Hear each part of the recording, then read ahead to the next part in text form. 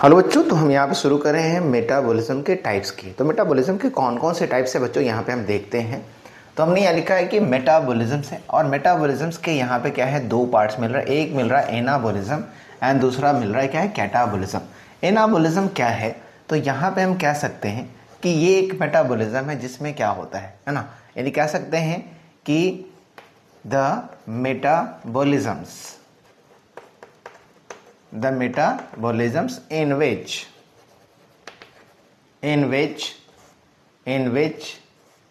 synthesis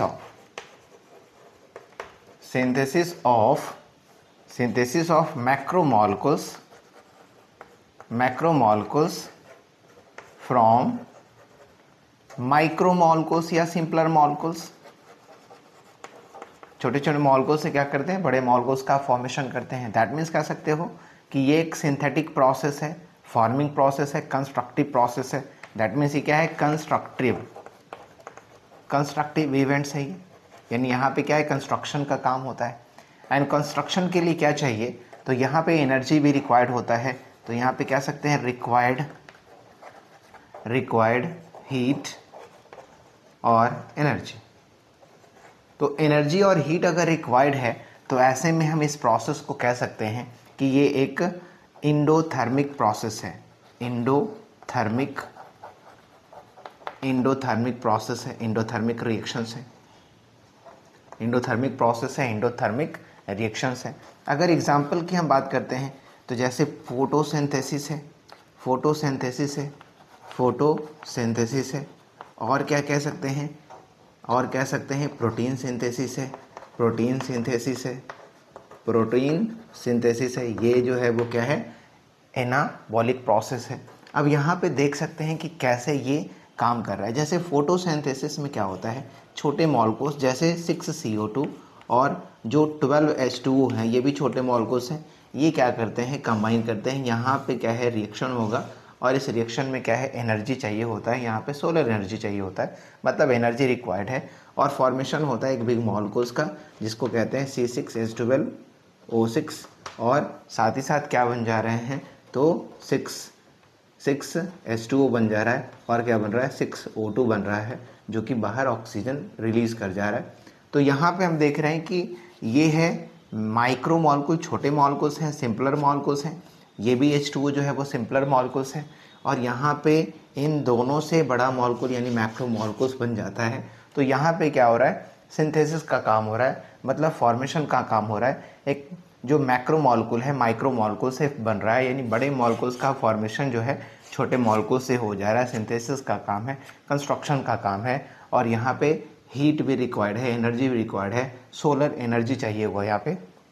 तो यहाँ पे हम देख रहे हैं कि एनाबॉलिज्म जो है उसमें फॉर्मेशन का काम हुआ है। एनाबॉलिज्म है, उसमें क्या है, फॉर्मेशन का काम हुआ है। अब यहाँ पे कैटाबॉलिज्म में देखते हैं, तो कैटाबॉलिज्म इसी तरह से देखा जाए तो कह सकते हो कि the metabolism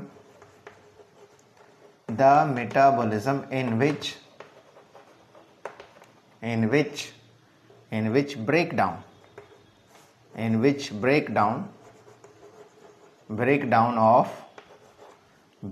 of macromolecules into माइक्रोमॉलिक्यूल्स, बड़े मॉलिक्यूल छोटे मॉलिक्यूल्स में टूट जाते हैं, यूजेबल मॉलिक्यूल्स में टूट जाते हैं, मॉलिक्यूल्स में इनका ब्रेक डाउन हो जा रहा है। तो यहाँ पे है क्या कि कैटाबॉलिज्म में क्या है, ब्रेक डाउन हो रहा है, मतलब डिस्ट्रक्टिव प्रोसेस है ये। कैसा प्रोसेस है, डिस्ट्रक्टिव प्रोसेस है ये, है ना। कैसा प्रोसेस है, डिस्ट्रक्टिव प्रोसेस है, मतलब टूटने का काम हो रहा है। और यहाँ पे जब टूटता है, कोई भी बड़े मॉलिक्यूल्स टूटते हैं तो एनर्जी रिलीज होता है, यानी कह सकते हैं रिलीजेस हीट और एनर्जी, यानी हीट और एनर्जी क्या है, रिलीज हो रहा है। तो ऐसे में हम इसे कह सकते हैं कि ये क्या है, एक्सोथर्मिक रिएक्शन है, एक्सोथर्मिक प्रोसेस है या एक्सोथर्मिक रिएक्शन है।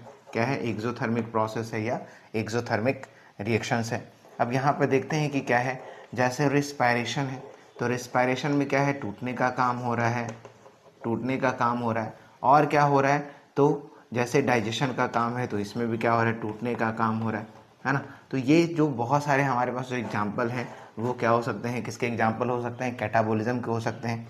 जैसे हम देखते हैं कि कैसे क्या हो रहा है।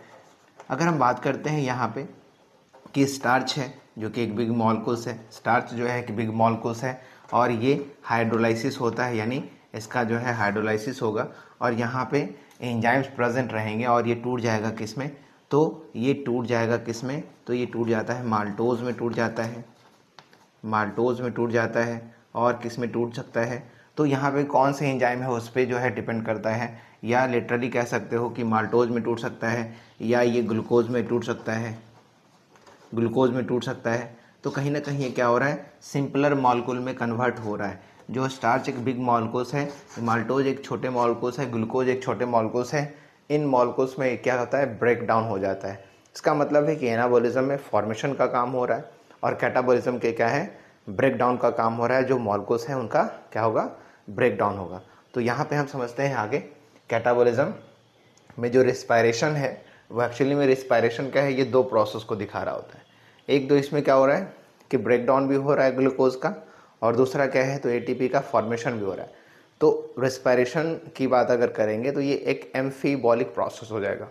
एम्फीबॉलिक प्रोसेस ये हो जाएगा कि इसमें हम देखते हैं यहाँ पे कि जो रिस्पायरेशन है वो कैसे एक एम्फीबॉलिक प्रोसेस है। तो रिस्पायरेशन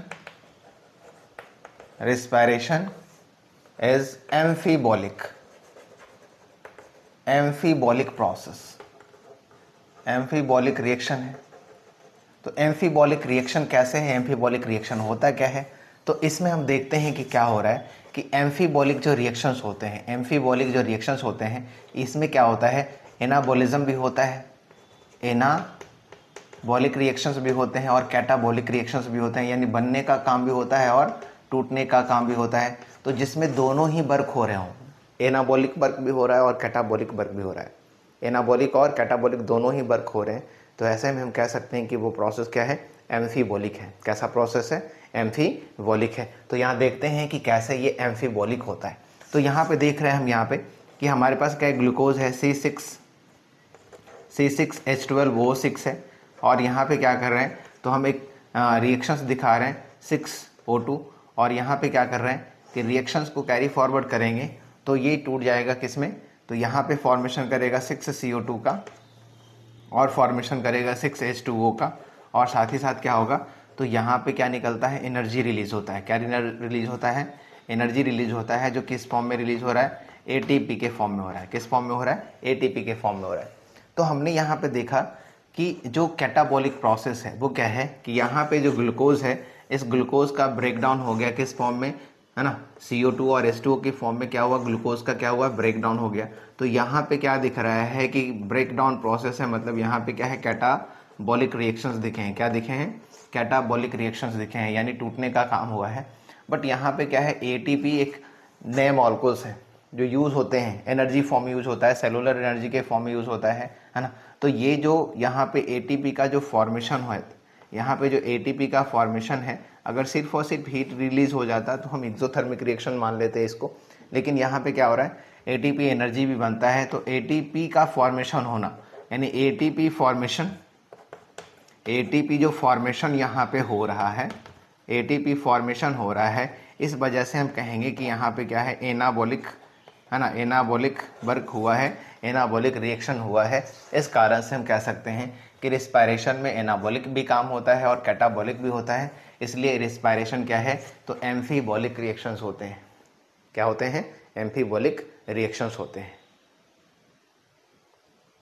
मॉलिक्यूलर मूवमेंट है क्या, तो ये एक तरह का इनविजिबल मूवमेंट है, इनविजिबल मूवमेंट है, इनविजिबल मूवमेंट है। दैट मीन्स कह सकते हो कि इनविजिबल मूवमेंट क्या हो सकता है, can not be seen with naked eyes, naked eye से नहीं देख सकते हैं। अगर आप इस मूवमेंट को देखना चाहेंगे तो इंस्ट्रूमेंट, दैट मीन्स माइक्रोस्कोप की आवश्यकता पड़ेगी। डिटेल स्टडी करने के लिए इलेक्ट्रॉन माइक्रोस्कोप की आवश्यकता भी पड़ सकती है। तो यहाँ पे देख रहे हैं कि ये एक तरह का क्या है, इनविजिबल मूवमेंट है। और होता कहाँ है, तो ये होता है ना, एट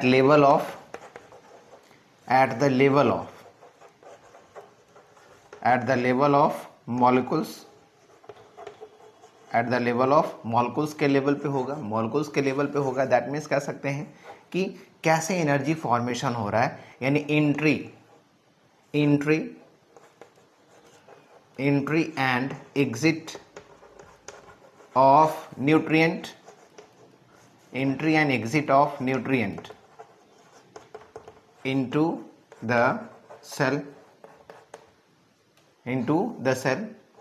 into और फ्रॉम द सेल की बात हो रही। तो यहाँ पे कह रहा है कि एंट्री एंड एग्जिट जो होगा सेल से, तो ये कोई देख नहीं सकता है क्योंकि ये मॉलिकुलर लेवल पे हो रहा है, ये सेलुलर लेवल पे हो रहा है। इसके बाद कह सकते हैं कि जो हमारे पास जो सेलुलर रिएक्शंस हो रहे हैं, है ना, सेलुलर रिएक्शंस हो रहे हैं, जो मेटाबॉलिज्म हो रहा है, मेटाबॉलिक रिएक्शंस जो हो रहे हैं, यानी मॉलिक्यूल के बीच में जो रिएक्शंस हो रहे हैं, मॉलिक्यूल मूव कर रहे हैं, तो मेटाबॉलिक रिएक्शंस भी क्या है, तो मॉलिक्यूलर मूवमेंट के अंदर में आएगा। एनर्जी फॉर्मेशन का जो काम हो रहा है, एनर्जी फॉर्मेशन का जो काम हो रहा है, ये भी एक तरह का सेल के मूवमेंट की बात हो रही है।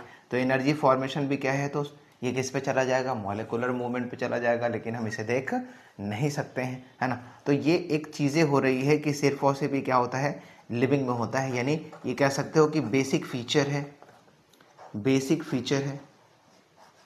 बेसिक फीचर ऑफ लिविंग है, यानी एक इम्पॉर्टेंट है, एकदम आधार है। अगर ऐसा नहीं हो रहा है तो ऑर्गेनिज्म लिविंग नहीं माना जाएगा। अगर उसके अंदर में मॉलिकुलर मूवमेंट नहीं हो रहा है, इनविजिबल मूवमेंट नहीं हो रहा है, सेलुलर मूवमेंट नहीं हो रहा है, तो सेलुलर मूवमेंट या इनविजिबल मूवमेंट या मॉलिकुलर मूवमेंट ये सिर्फ और सिर्फ इसमें होता है, लिविंग में होता है, किसी भी नॉन लिविंग